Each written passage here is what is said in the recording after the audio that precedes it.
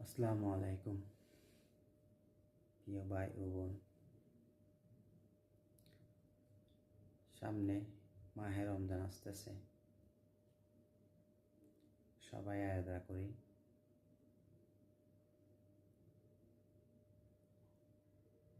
30শে রমজান অথবা 29শে রমজান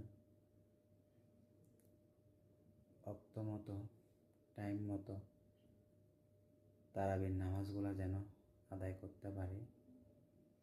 আল্লাহ পাকে যেন সবাইকে সুস্থ রাখে। সবসময় 5 ওয়াক্ত নামাজ শেষে দোয়া করবেন, আল্লাহর কাছে চাইবেন,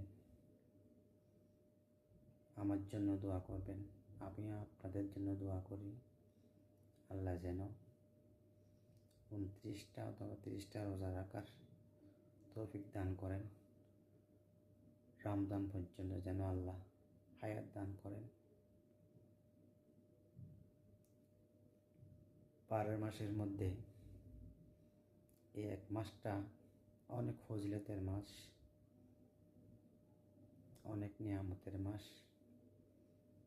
আমরা যেন বেশি বেশি আল্লাহর ইবাদতের মধ্যে কাটানোর জন্য চেষ্টা করি। একজন মুসলমান হিসেবে